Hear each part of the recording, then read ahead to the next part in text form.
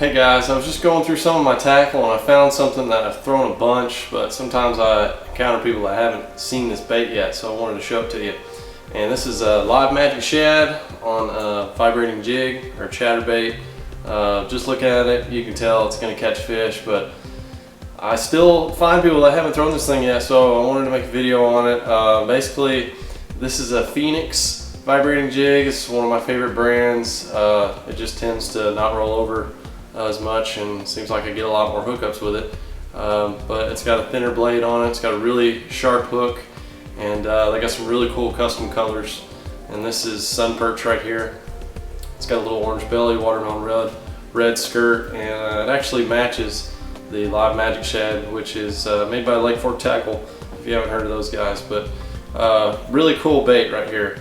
It's got the profile of a swim bait, you know, a live bait fish, but it also has that jig presence as well, so it pushes a lot of water, and it's a really deadly combo. So we'll show you how I rig them, and basically where I fish them, what kind of line and stuff like that. But if you haven't seen these or thrown them, you need to, trust me. Alright, so here's a close-up of what's going on with these baits. You know, I've got this one I just showed you, and I've got some other things on the table here, and something I'll talk about in just a minute. But basically the only colors you really need, you know, keep it simple. Stay with something dark and something shad colored, and maybe even a fire tiger every once in a while, just playing around at whatever lake you're fishing. But more importantly than that is getting the size right, matching the hatch, I guess you could say. When the shad are a lot smaller, you know, I throw mainly the shad colors, you know, probably 70% of the time, and then these darker colors can really work good sometimes too, especially when the bluegill are up shallow, anytime during the spawn. But the shad colors I really love to throw, and matching the hatch is important. And most of the time, you know, you can't go wrong with this. This is a 3.5-inch version of the LFT Live Magic Shad, and it goes perfectly on this Phenix vibrating jig. And all you do is you just go straight in through the nose here, and you come out right before that first swim slide. It really fits perfectly on there. You know, you want that hook to be as back as far as it possibly can. But basically, you know, this bait is vibrating and the skirt's moving, and then you've got the the tail back here swimming, and it really does a lot.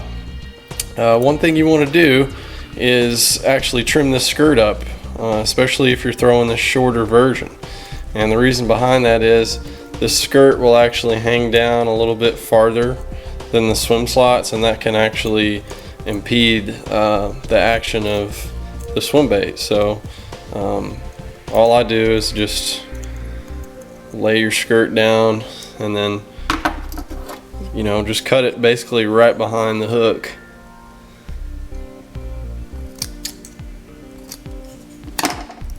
You know, get it somewhere about there, and you're good.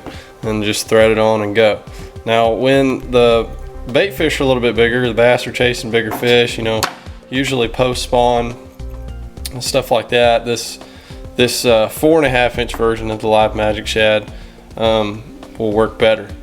It'll help you catch bigger fish. Anyway, you know, you can always catch fish on the 3.5, but this one is actually the one I've caught some really big fish on, you know, the over 8-pound fish. So this is a Live Magic Shad 4.5. All I've done is just snipped off like a 1/4 inch off the front of the bait. You know, you can bite it off if you're out in the boat. This is one of the best selling colors right here, this watermelon red pearl. It kind of works everywhere, but just thread it on same way,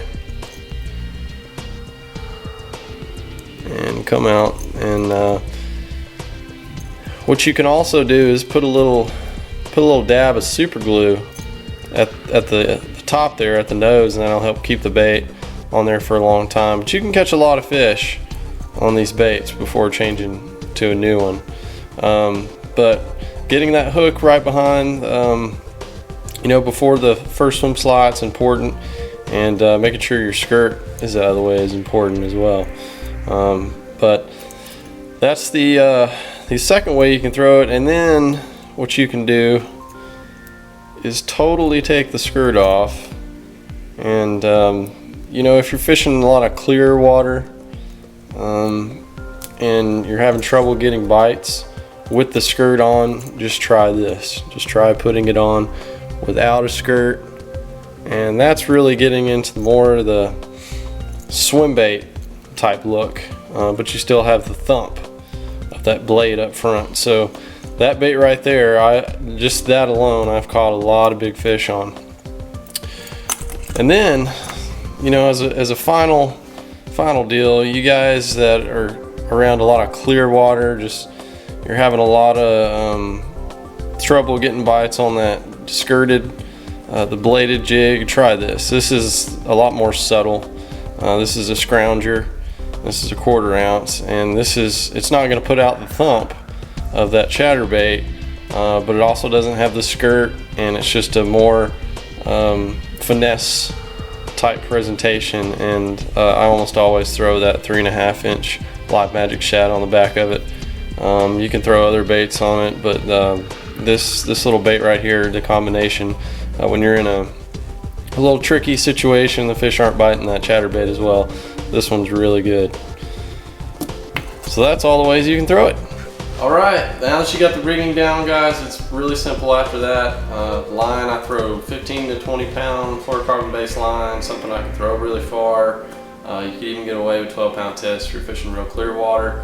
And then medium to medium heavy action rods, you know, around 7 to 7.5 foot area, whatever you're comfortable with. For all you Dobbins guys out there, I really love the 733 Champion series. That's my favorite rod to throw this bait on. But if you haven't heard of this thing and you've just been introduced to it, go out and throw it, and you're gonna thank me when you catch all these big bass. And if you have seen it before, maybe you learned something new. Anyways, guys, thanks for watching, and I'll talk to you later.